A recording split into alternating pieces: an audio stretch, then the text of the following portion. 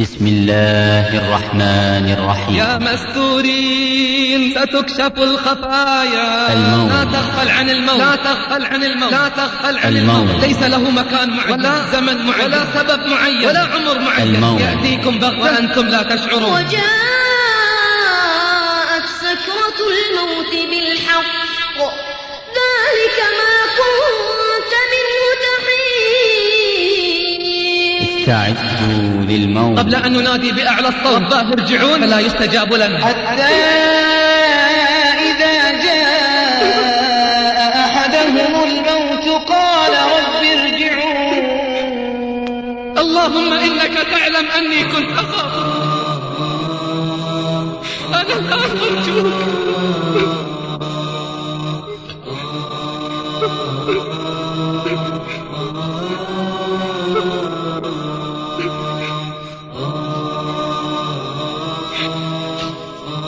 اللهم إنك تعلم أني لم أكن أحب الدنيا لطول البقاء، ولكن لصيام الفواجر وقيام الليل ومجالسة العلماء.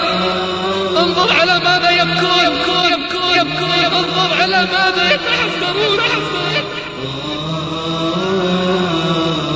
لا تركنن إلى الدنيا وما فيها، فالموت لا شك يفنينا ويفنيها.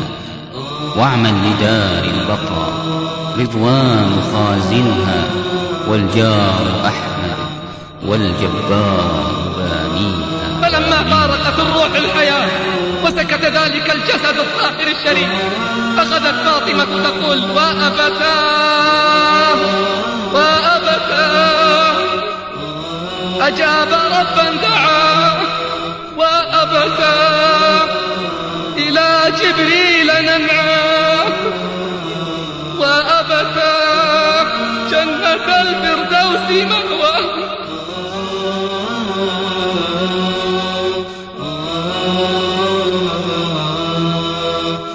فلما دفن قالت فاطمة لأنس يا أنس أطابت أنفسكم أن تحثوا التراب على رسول الله؟ إنك ميت وإنهم ميتون. الكل سيموت إلا ذو العزة والجبروت، الكل سيموت إلا ذو العزة والجبروت. كل نفس ذائقة الموت، كل نفس ذائقة الموت. أوصى أبو بكر عمرا وصيا في آخر حياته ليتنا فهمناه. عمر الفاروق. من هو عمر؟ الصوام القوام، يقول ضع وجهي على التراب عل الله أن يرحم عمر. وددت أني خرجت منها كفافا لا لي ولا علي، وددت أن أمي لم تلدني، ليتني كنت ورقة تعضد. عثمان ذو النورين. وما أدرك مع عثمان؟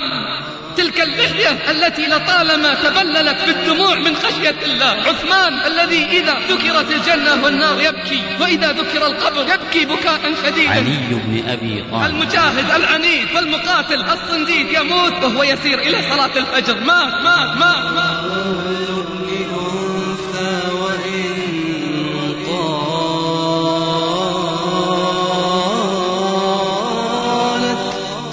سلامته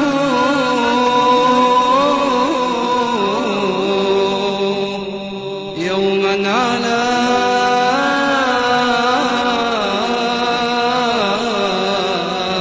آلة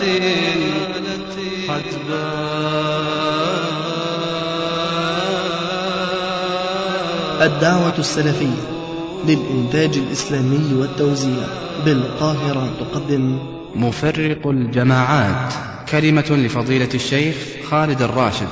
أقول أحبتي، قسوة القلب مرض عظيم ابتلينا به في هذا الزمان، فأصبحنا نسمع القرآن ولا نتأثر، وندفن موتانا ولا نعتبر، ونسمع المواعظ والعبر ولا نتذكر. السبب قسوة القلب يا رعاك الله. وما من داء إلا وقد أنزل الله له دواء، فدواء قسوة القلب يا رعاك الله مداومة النظر في كتاب الله بتدبر وتفكر، فإن هذا الكتاب لو تنزل على جبل لرأيته خاشعا متصدعا من خشية الله كتاب أنزلناه إليك مبارك ليدبروا آياته. كم فيه من المواعظ والعبر، كم فيه من الآيات والصور، لكن كما قال الله: ثم قست قلوبكم فهي كالحجارة أو أشد قسوة. أقول موعظة بليغة وكلام موجز بسيط وعظنا به النبي صلى الله عليه وسلم. أجمع أهل العلم على أن هذه الموعظة من أبلغ مواعظه صلى الله عليه وسلم. لقد أبلغ في الموعظة وأوجز في الكلام. كلام بسيط ولكنه يحمل معاني كثيرة، ولا عجب فإنه صلى الله عليه وسلم قد أوتي جوامع الكلم. يقول الكلام القليل فيه من المعاني الشيء الكثير. فمن مواعظه البليغة صلوات ربي وسلامه عليه قوله: أكثروا من ذكر هذه اللذة. نعم أيها الغالي، يوم غفلنا عن الموت وسكراته والقبر وظلماته والسؤال وشدته ويوم القيامة وكرباته والصراط وحدته، يوم غفلنا عن هذه الأشياء قست القلوب يا رعاك الله، فأصبحت كالحجارة بل هي أشد قسوة. لذلك قال بأبي هو وأمي: أكثروا من ذكر هذه اللذات. نعم، الموت ما ذكر في قوي إلا ضعفه، وما ذكر في عزيز إلا أذله، وما ذكر في كثير إلا قلله. الموت هو الموت، ما منه ملاذ ومهرب، متى حط ذا عن نعشه ذاك يركب. نشاهد ذا عين اليقين حقيقة، وكأن بما علمنا يقينا نكذب. إلى الله نشكو قسوة في قلوبنا، وواعظ الموت فينا كل يوم يندب. نؤمل آمالا ونرجو نتاجها، وعل الردى مما نرتجيه أقرب. الموت كما قال أهل العلم مفارقة الروح الجسد، والحيلولة بينهما، انتقال من حال إلى حال، وانتقال من دار إلى دار. سمى الله الموت مصيبة كما قال جل في علاه: إذا أنتم ضربتم في الأرض فأصابتكم مصيبة الموت. لكن المصيبة الأعظم من الموت يا رعاك الله الغفلة عن الموت، عدم تذكر الموت، عدم الاستعداد للموت أعظم من مصيبة الموت يا رعاك الله. لذلك قال أهل التفاسير في قوله تعالى: الذي خلق الموت والحياة ليبلوكم أيكم أحسن عملا، قالوا يعني أكثركم للموت ذكرا، لأنه من كان للموت ذاكرا كان للموت مستعدا. قال أبو علي الدقاق: من أكثر من ذكر الموت أكرم بثلاث: أكرم بتعجيل التوبة، ونشاط في العبادة، وقناعة في القلب. ومن نسي الموت عوقب بثلاث: تسويف التوبة، وكسل في العبادة، وعدم قناعة القلب يا رعاك الله. إذن مما يرقق القلوب التفكر في الموت وفي أحواله وفي القبر وظلماته. لذلك قال بأبي هو وأمي صلوات ربي وسلامه عليه: ألا إني قد نهيتكم عن زيارة القبور، ألا فزوروها فإنها تذكركم الآخرة. يوم غفل الناس عن الآخرة قست القلوب، وعطلت الصلوات، وارتكبت المحرمات، وتكاسل الناس في فعل الطاعات. فيا غافلا عن العمل وغره طول الأمل، الموت يأتي بغته والقبر صندوق العمل. قل لي بالله العظيم، قل لي يا رعاك الله، هل تفكرت يوما وأنت تخرج في الصباح أنك لن ترجع إلى بيتك مرة ثانية؟ هل تفكرت أن اليوم قد يكون آخر يوم لك في الحياة؟ هل إذا أتاك ملك الموت في هذا اليوم أنت راض عن نفسك؟ لا تغفل يا رعاك الله.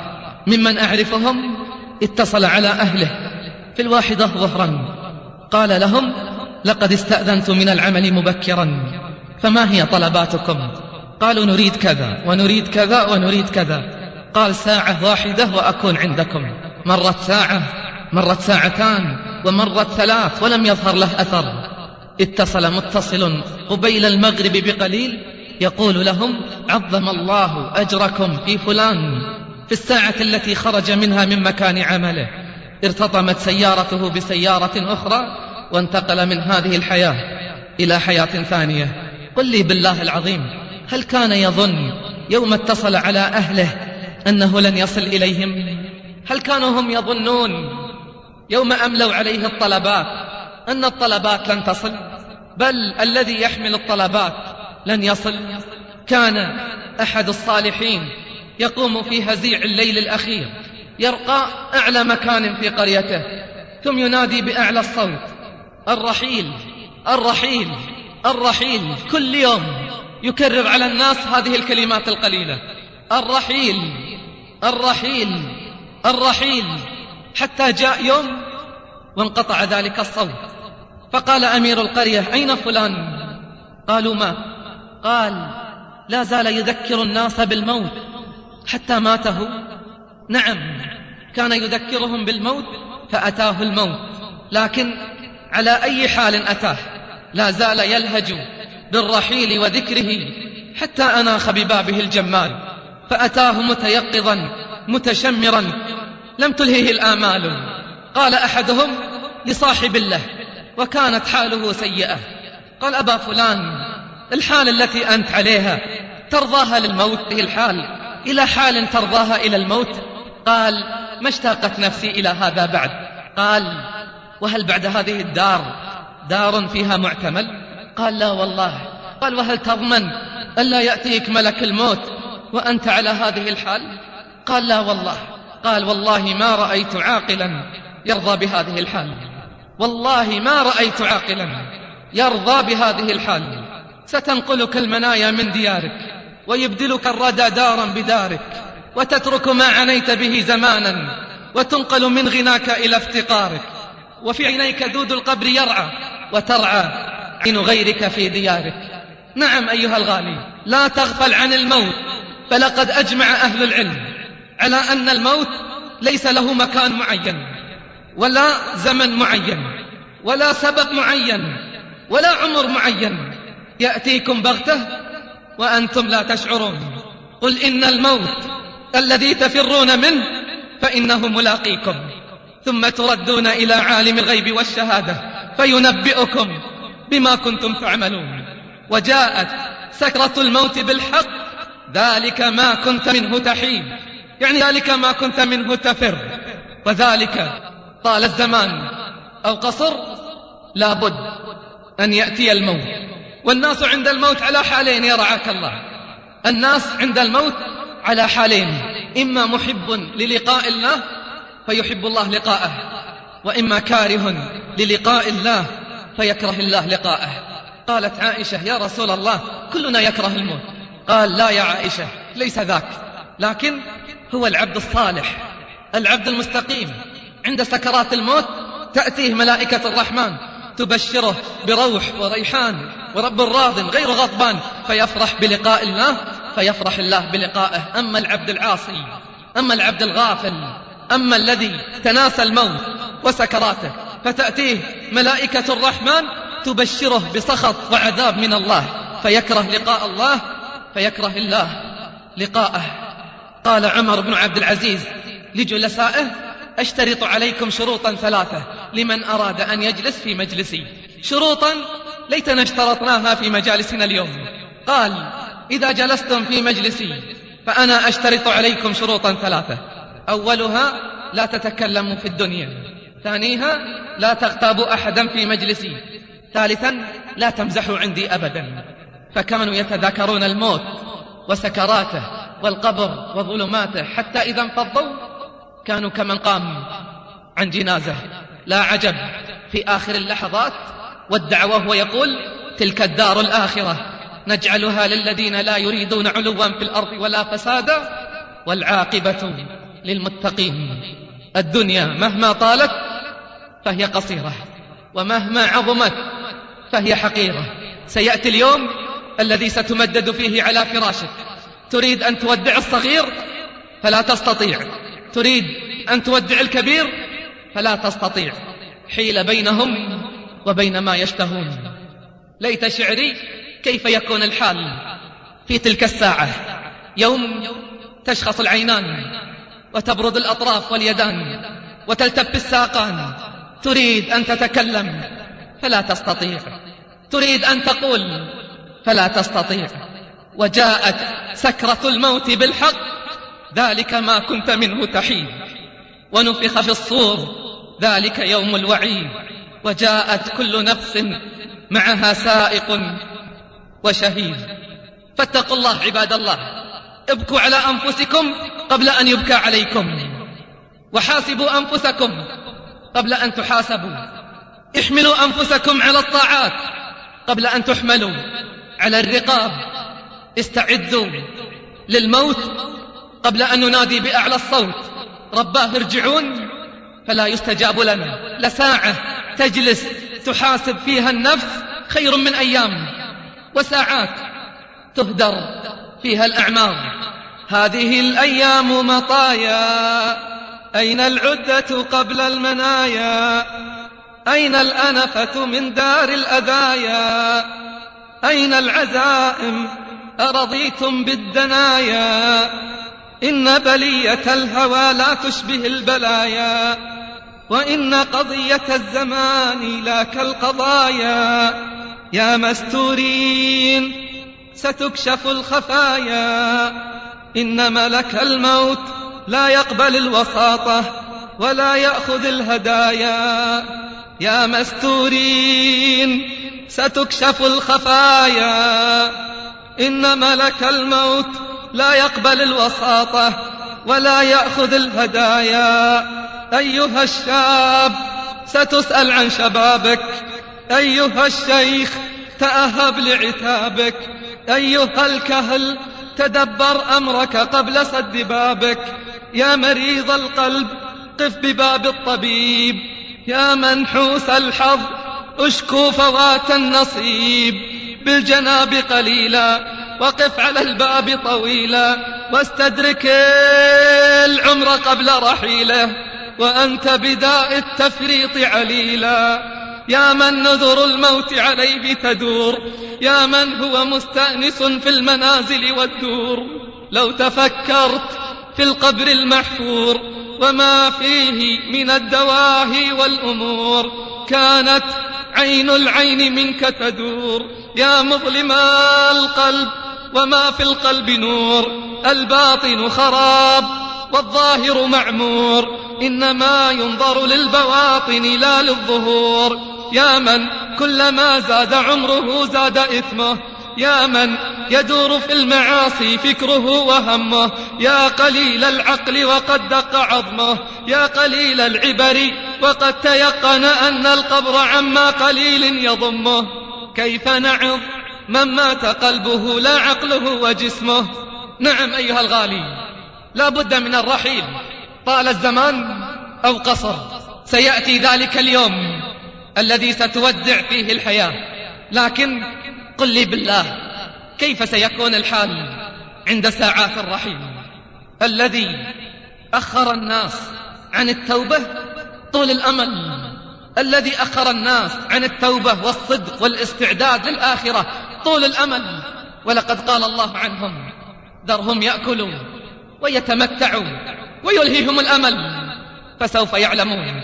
الكل سيموت إلا ذو العزة والجبروت. كل من عليها فان ويبقى وجه ربك ذو الجلال والإكرام. الكل سيموت، لأن الله قال: إنك ميت وإنهم ميتون.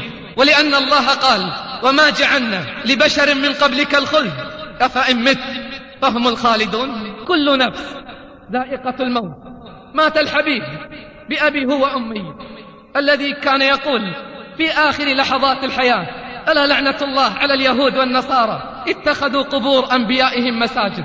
من وصاياه في ساعات احتضاره وفي ساعات وداعه أنه كان يقول: الصلاة وما ملكت أيمانكم. صعد المنبر، آخر ما صعد قال: من أخذت منه مالا فهذا مالي فليأخذ منه، من سببت له عرضا فهذا عرضي فليقتص منه، من ضربت له جسدا فهذا جسدي فليقتص منه. إن رجلا خيره الله بين ما عنده وبين زينة الحياة الدنيا فاختار ما عند الله، فبكى الصديق رضي الله عنه وأرضاه، فقالوا: ما الذي يبكي هذا الشيخ الكبير؟ لقد علم أنها آخر ساعات الحبيب صلوات ربي وسلامه عليه، في آخر ساعات احتضاره. أخذ يضع يده في ركوة من الماء ويمسح على وجهه ويقول: لا إله إلا الله، إن للموت لسكرات، إن للموت لسكرات، اللهم هون علي الموت وسكراته، اللهم هون علي الموت وسكراته. فلما رأت فاطمة شدة البلاء على أبيها أخذت تقول: وكرب أبتاه، وكرب أبتاه، وكرب أبتاه. فأخذ يقول لها: لا كرب على أبيك بعد اليوم، لا كرب يا فاطمة على أبيك بعد اليوم. ثم أخذ يشخص ببصره إلى السماء ويرفع يده السبابة وهو يناجي ربه ويقول: اللهم اغفر لي، اللهم ارحمني، اللهم تب علي، اللهم الرفيق الأعلى، اللهم الرفيق الأعلى، اللهم الرفيق الأعلى. ثم سكتت الأنفاس الطاهرة وتوقف القلب الكبير، لأن الله قال: إنك ميت وإنهم ميتون، لأن الله قال: وما جعلنا لبشر من قبلك الخلد أفإن مت فهم الخالدون، كل نفس ذائقة الموت. فلما فارقت الروح الحياة وسكت ذلك الجسد الطاهر الشريف أخذت فاطمة تقول: وأبتاه، وأبتاه، أجاب ربا دعاه، وأبتاه، أجاب ربا دعاه، وأبتاه، جنة الفردوس مأواه، وأبتاه، إلى جبريل ننعاه. فلما دفن قالت فاطمة لأنس: يا أنس، أطابت أنفسكم أن تحثوا التراب على رسول الله. يقول أنس: فقلت في نفسي: والله ما طابت، ولكننا ألجمناها إلجاما. مات الحبيب لأن الله قال: إنك ميت وإنهم ميتون. الكل سيموت إلا ذو العزة والجبروت. ثم يموت الصديق رضي الله عنه وأرضاه خليفة الحبيب، وفي ساعات احتضاره، وكانت ساعات احتضاره بليل، أخذ يقول لعائشة: في أي يوم نحن؟ قالت: يوم الاثنين. قال: في أي يوم قبض فيه النبي صلى الله عليه وسلم؟ قالت: يوم الاثنين. ولقد رأى النبي صلى الله عليه وسلم مرارا في منامه. سألوه في ساعات مرضه، سألوه في أيام مرضه: عرضت نفسك على الطبيب؟ قال: نعم. قالوا: ماذا قال؟ قال: إني فعال لما أريد. قال الطبيب: إني فعال لما أريد. فلما اشتدت عليه السكرات ورأت عائشة سكرات الموت على أبيها أخذت تستشهد ببيت تقول فيه: وعادل وما يغني الحذار عن الفتى إن حشرجت يوما وضاق بها الصدر. فقال: يا عائش، لا تقولي ذلك، ولكن قولي: وجاءت سكرة الموت بالحق، ذلك ما كنت منه تحيد. نعم أيها الغالي، قل إن الموت الذي تفرون منه فإنه ملاقيكم، ثم تردون إلى عالم الغيب والشهادة فينبئكم بما كنتم تعملون. أوصى أبو بكر عمرا وصية في آخر حياته ليتنا فهمناها. قال: يا عمر، إن لله حقا بالليل لا يقبله بالنهار، وإن لله حقا بالنهار لا يقبله بالليل. مات الصديق لأن الله قال: إنك ميت وإنهم ميتون. الكل سيموت إلا ذو العزة والجبر.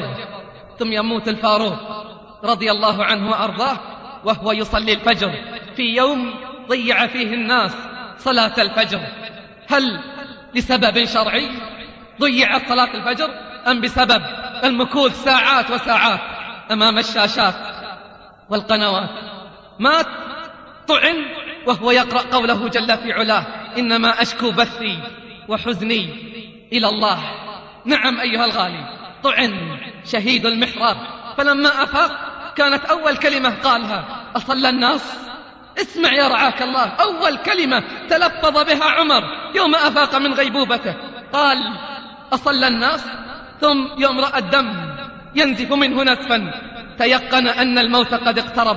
كان هناك شغل يشغله وهم يهمه. قال: يا عبد الله بن عمر، اذهب إلى عائشة أم المؤمنين وقل لها يقرئك عمر السلام، ولا تقل أمير المؤمنين، فإني لست أميرا للمؤمنين بعد اليوم. قل لها يبلغك عمر السلام ويقول ويستأذنك أن يدفن مع صاحبي. يريد أن يكون رفيق النبي صلى الله عليه وسلم حتى في الممات، رفيقه في روحته وجيئته، يريد أن يرافق حبيبه حتى في الممات. فذهب عبد الله بن عمر وطرق الباب على عائشة وقال لها يقرئك عمر السلام ويقول لك أتأذنين له أن يدفن مع صاحبي؟ فقالت الصديقة بنت الصديق: والله إني كنت أريده لنفسي، أريد هذا المكان لنفسي، ووالله لأوثرنه على نفسي، ووالله لأوثرن عمر على نفسي. فلما رجع عبد الله بن عمر ورآه عمر قد أقبل قال: أجلسوني. فقال: ما الخطب يا عبد الله بن عمر؟ قال: أبشر يا أمير المؤمنين فقد رضيت. فتهلل وجه عمر رضي الله عنه وأرضاه. القضية كانت تشغله، القضية كانت تهمه يا رعاك الله، ما كان يوصي بمال ولا بعيال ولا بحلال. القضية قضية مرافقة في الدنيا وفي الآخرة. فقال عمر: إن أنا مت فغسلوني وكفنوني ثم احملوني واطرقوا عليها الباب وقولوا يستأذن عمر مرة ثانية، فإن أذنت وإلا خذوني إلى مقابر المسلمين. فلما حانت ساعات الاحتضار وبدأت تتنزل عليه كربات الموت، أخذ عبد الله بن عمر رأسه ووضعه على فخذه، فقال عمر: ضع وجهي على التراب، عل الله أن يرحم عمر، ليتني خرجت منها كفافا لا لي ولا علي، وددت أن أمي لم تلدني، ليتني كنت ورقة تعضد. من هو؟ عمر الصوام القوام، يقول: وددت أني خرجت منها كفافا لا لي ولا علي. مات عمر، مات عمر لأن الله قال: إنك ميت وإنهم ميتون. الكل سيموت إلا ذو العزة والجبر. ثم يموت عثمان رضي الله عنه وأرضاه، يموت وقد رأى في منامه في تلك الليلة النبي صلى الله عليه وسلم يقول له: تفطر عندنا غدا، تفطر عندنا غدا. فأصبح صائما رضي الله عنه وأرضاه. تسلقوا عليه البيت وطعنوه وهو يقرأ القرآن، فتدفقت تلك الدماء على لحيته الطاهرة. ثم أخذ يدعو ويقول: لا إله إلا أنت سبحانك إني كنت من الظالمين، لا إله إلا أنت سبحانك إني كنت من الظالمين. اللهم اجمع شمل أمة محمد، اللهم اجمع شمل أمة محمد. عثمان، وما أدراك ما عثمان، تلك اللحية التي لطالما تبللت بالدموع من خشية الله، تلك اللحية التي لطالما تبللت بكاء وخشية من الله جل في علاه. عثمان الذي إذا ذكرت الجنة والنار يبكي، وإذا ذكر القبر يبكي بكاء شديدا. فإذا قيل له: لا تبكي للجنة والنار كبكائك للقبر، قال: سمعت النبي صلى الله عليه وسلم يقول: القبر أول منازل الآخرة، إذا كان الذي فيه هين فما بعده أهون، وإن كان الذي فيه شديد فما بعده أشد. مات عثمان قارئ القرآن الذي قال عنه النبي صلى الله عليه وسلم: ما ضر عثمان ما فعل بعد اليوم. عثمان الذي نفس بأمواله كربات المسلمين، عثمان الذي كان أبا للأرامل والفقراء والمساكين، مات لأن الله قال: إنك ميت وإنهم ميتون. الكل سيموت إلا ذو العزة والجبروت. وبعد ساعات الفجر تحلو دقائق الاستغفار، فخرج علي مستغفرا ربه بعد قيام الليل منطلق إلى صلاة الفجر، فيطعن وهو في طريقه إلى المسجد. شتان بين خواتيم وخواتيم، شتان بين من يقتل وهو يسير إلى المسجد، وشتان بين من يسير إلى معصية الله. ثم يوم علم علي أنها النهاية قال: أبقوه، فإن أنا بقيت قتلت أو عفوت، وإن مت فاقتلوه قتلتي وعجلوه، فإني مخاصمه عند ربي جل في علاه. ولم يتلفظ بعدها بكلمة إلا قول لا إله إلا الله، لا إله إلا الله، لا إله إلا الله، حتى فارق الحياة. علي المجاهد العنيد والمقاتل الصنديد يموت وهو يسير إلى صلاة الفجر، مات لأن الله قال إنك ميت وإنهم ميتون. الكل سيموت إلا ذو العزة والجبروت. مات أبو هريرة راوي الحديث والمرافق للنبي في روحته وجيئته، ماذا يقول في ساعات الاحتضار؟ يقول من قلة الزاد وطول الطريق. راوي الحديث ناقل السنة وناقل العلم الشرعي للأمة يقول من قلة الزاد وطول السفر. فماذا يقول المفرطون أمثالنا؟ فماذا يقول المقصرون أمثالنا؟ ماذا يقول المذنبون والمضيعون؟ مات أبو هريرة لأن الله قال إنك ميت وإنهم ميتون. الكل سيموت إلا ذو العزة والجبروت. ثم يموت أعلم الأمة بالحلال والحرام معاذ رضي الله عنه وأرضاه. كانت ساعة احتضاره بليل فقال لابنه أصبحنا؟ قال ليس بعد. ثم سأله مرة ثانية أصبحنا؟ قال ليس بعد. ثم سأله مرة ثالثة قال أصبحنا؟ قال نعم. قال أعوذ بالله من ليلة صبيحتها إلى النار، أعوذ بالله من ليلة صبيحتها إلى النار. ثم أخذ يدعو ربه ويناجيه ويقول اللهم إنك تعلم أني كنت أخافك، أنا الآن أرجوك، اللهم إنك تعلم أني كنت أخافك، أنا الآن أرجوك، اللهم إنك تعلم أني لم أكن أحب الدنيا لطول البقاء ولا لجري الأنهار ولا لغرس الأشجار، ولكن لصيام الهواجر وقيام الليل ومجالسة العلماء. انظر على ماذا يبكون، انظر على ماذا يتحسرون. ونحن النفس تبكي على الدنيا وقد علمت أن السلامة فيها ترك ما فيها، فليس للمرء دار بعد الموت يسكنها إلا التي كان قبل الموت يبنيها، فإن بناها بخير طاب مسكنه وإن بناها بشر خاب بانيها. مات لأن الله قال إنك ميت وإنهم ميتون. الكل سيموت إلا ذو العزة والجبروت. امرأة من الصالحات ألقي في روعها أنها تموت، ألقي في روعها أنها تموت، فقالت لزوجها أريد أن أذهب إلى مكة، أريد أن أذهب إلى مكة، أريد أن أرى بيت الله جل في علاه. ودعت الصغير والكبير كأنها تودعهم لآخر مرة، طافت وسعت وقصرت ودعت وتضرعت. ثم في طريق العودة انقلبت السيارة وأصيبت في رأسها إصابة بالغة، فنزل زوجها ومددها على جانب الطريق، فإذا هي رافعة إصبعها السبابة تتشهد وتقول لا إله إلا الله. أقرئ أهلي مني السلام وقل لهم الملتقى الجنة، أقرئ أهلي مني السلام وقل لهم الملتقى الجنة. ماتت لأن الله قال إنك ميت وإنهم ميتون، ولأنه الكل سيموت إلا ذو العزة والجبروت.